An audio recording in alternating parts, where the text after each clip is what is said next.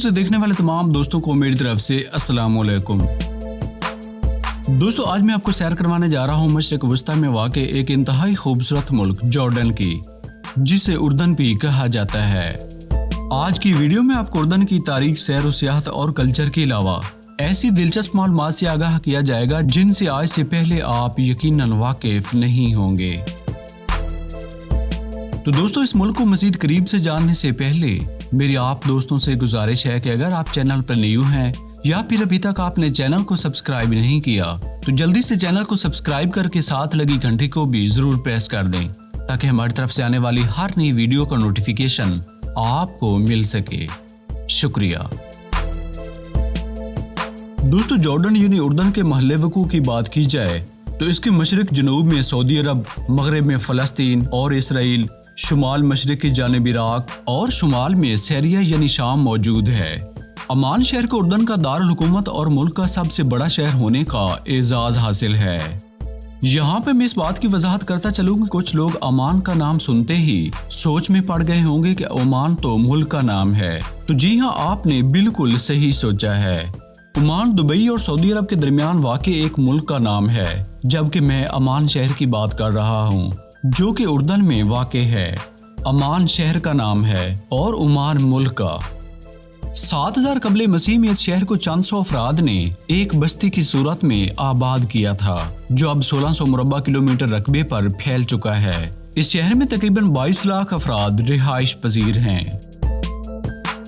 दोस्तों दुनिया के अक्सरियती ममालिक की तरह उर्दन में भी कदीमी जिंदगी के आसार मिले हैं। उर्दन में मौजूद कदीमी शहर पेट्रा आज से 4400 साल कबले मसीह में नबातीन कबाइल का मस्कन रहा है। ये अरब नस्ल से ताल्लुक रखने वाले लोग पहाड़ों को काट काट कर घर बनाते थे। इस शहर में मौजूद घर कदीम जमाने के कारीगरों के हुनर और अनथक मेहनत की अक्कासी करते हैं। पेट्रा शहर में पहाड़ों को काट कर एक स्टेडियम भी बनाया गया है, जिसे देखकर अंदाजा होता है कि आज से हजारों साल पहले के इंसान खेलों से कितना लगाव रखते थे। इस शहर में वाक़ई सबसे ऊंचे पहाड़ पर एक डैम भी बनाया गया था, जिसमें उस वक्त बारिश का पानी जमा करके पूरे शहर को फराहम किया जाता था। पेट्रा शहर को दुनिया के 7 अजूबों में शुमार किया जाता है।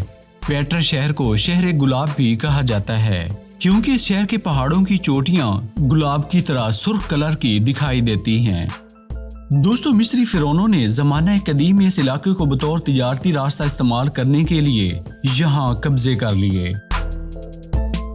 224 से 395 कबले मसीह तक ये इलाका सासानियों की सल्तनत का हिस्सा रहा।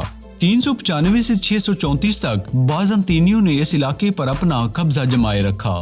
634 में लबनान, उर्दन, फ़लस्तीन और शाम के बहुत से इलाकों समेत हजरत अबू बकर सिद्दीक रज़ियल्लाहु ताला अन्हु की सरबराही में लश्कर ने फतह करके इस्लाम के झंडे लहरा दिए। खिलाफत रास्ते के बाद उमवी खिलाफत, फिर अब्बासी, फातमी, हमदानी और मंगोलों के बाद सल्जूकी सल्तनतें इस इलाके पर कायम रहीं।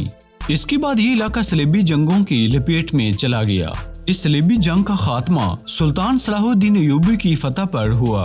फिर अयूबी दौर का इख्तिताम उर्दन की सल्तनत ममलूक के हाथों हुआ और 1516 ईस्वी में उर्दन सल्तनत उस्मानिया के कंट्रोल में चला गया। फिर यहाँ पर कई सदियों तक सल्तनत उस्मानिया ही कायम रही।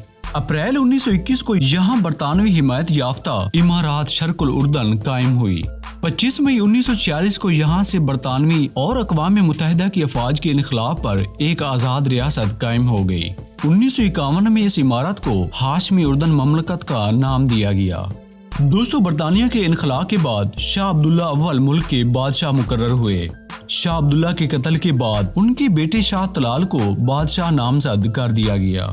फिर शाह तलाल के फैसलों, जिससे बरतानवी मफादात को नुकसान हो रहा था, से घबराकर सिर्फ 1 साल के बाद इनको दिमागी मरीज करार देकर इन्हें ओहदे से बरतरफ कर दिया गया। इसके बाद शाह तलाल के बेटे की कम उम्री की वजह से ये ओहदा खाली रखकर एक कमेटी के जरिए मुल्क को चलाया गया। 1953 में शाह तलाल के बेटे शाह हुसैन की उम्र 18 साल होने पर इसको बादशाह का ओहदा सौंप दिया गया, जो 1999 तक अपनी मौत तक मुल्क के बादशाह रहे। शाह हुसैन की मौत के बाद इनके बेटे शाह हुसैन दोइम को मुल्क की बादशाहत का ताज पहना दिया गया, जो अब तक उर्दन की बादशाहत के ओहदे पर फाइज हैं। उर्दन का पार्लिमानी सिस्टम इंग्लैंड तर्ज का है। यहाँ पर बादशाह मुल्क का हेड होता है। दोस्तों उर्दन की मज़ाहिब के हवाले से बात की जाए तो मुल्क की 93% आबादी मुसलमान, 5% मसीही, जबकि 2% दूसरे मज़ाहिब के पैरोकार इस मुल्क में रिहाइश पजीर हैं। उर्दन का परचम स्याह, सब, सफेद और सुर्ख रंग पर मुश्तमिल है। इस परचम को 18 अप्रैल 1928 को अपनाया गया था। दोस्तों उर्दन का ज्यादातर इलाका सहराए अरब पर मुश्तमिल है, तहम मुल्क के शुमाल मगरबी हिस्से में जरखेज जमीन होने की वजह से काश्तकारी भी की जाती है और मुल्क की ज्यादातर आबादी भी इसी इलाके में रिहाइश पजीर है। उर्दन अरब का एक ऐसा मुल्क है जहां पर तेल और गैस के मकामी ज़खायर न होने की वजह से इस मुल्क को तेल और गैस की शदीद कमी का सामना है। इस कमी को पूरा करने के लिए इसको हमसाये ममालिक से तेल और गैस इंपोर्ट करना पड़ते हैं। दोस्तों अकाबा की बंदरगाह इस मुल्क की वाहिद बंदरगाह है। उर्दन में 10,000 किलोमीटर पुख्ता सड़कों का जाल भी बिछाया गया है, जबकि रेलवे लाइन के जरिए मुल्क के शहरों को आपस में जोड़ने के लिए तेजी से काम जारी है। इस मुल्क में 3 इंटरनेशनल एयरपोर्ट्स भी मौजूद हैं, जिनको बैरून ममालिक परवाजों के लिए इस्तेमाल किया जाता है।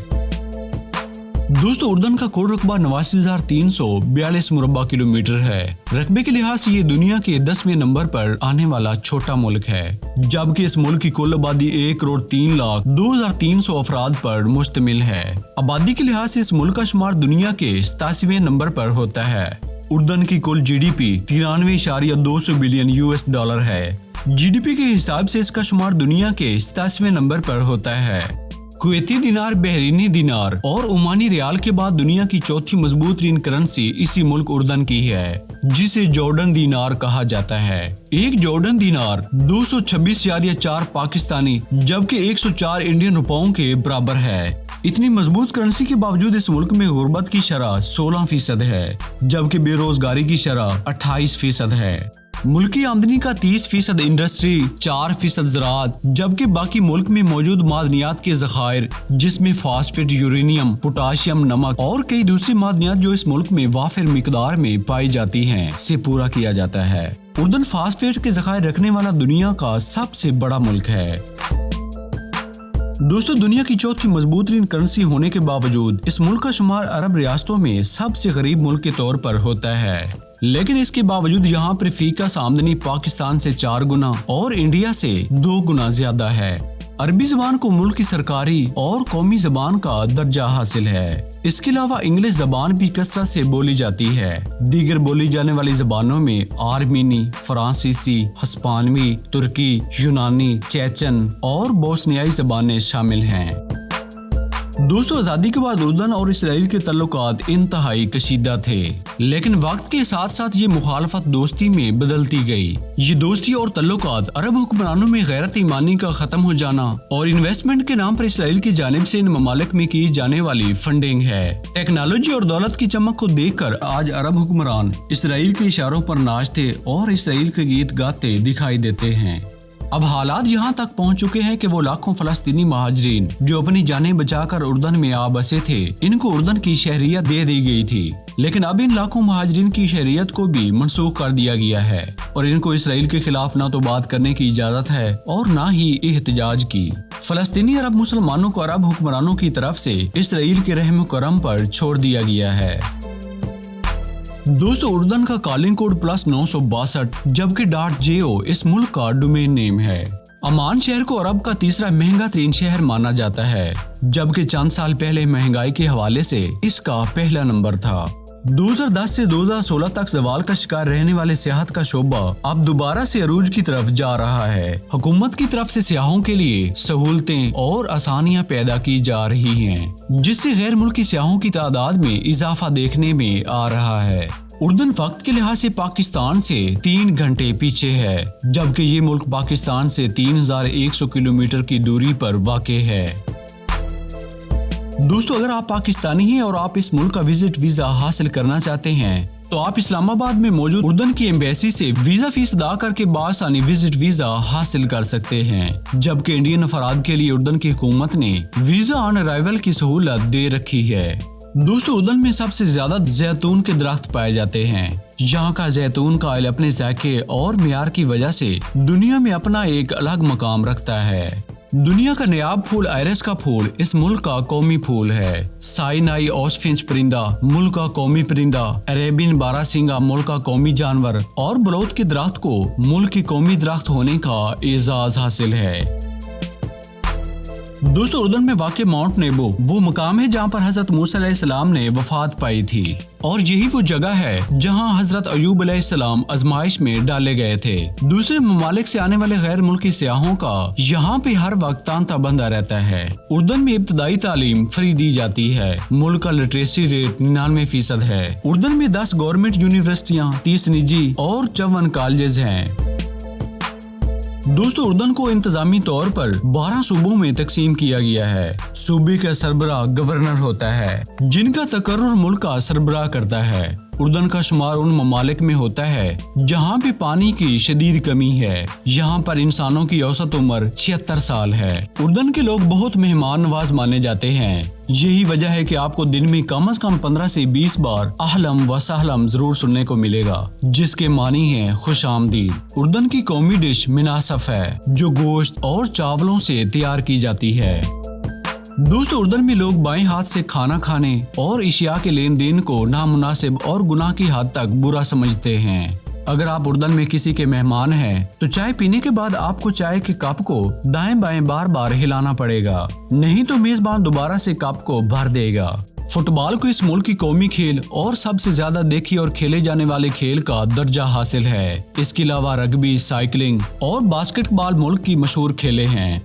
डेड सी, जिसे बुहेरा मुर्दार भी कहा जाता है, इस समंदर में नमकियात की ज्यादा मिकदार होने की वजह से कोई भी जिंदा चीज इसमें नहीं डूबती। डेड सी का सिर्फ 26 किलोमीटर हिस्सा उर्दन की सरहद से लगता है और इस मुल्क में मौजूद बड़े दरियाओं की तादाद 4 है।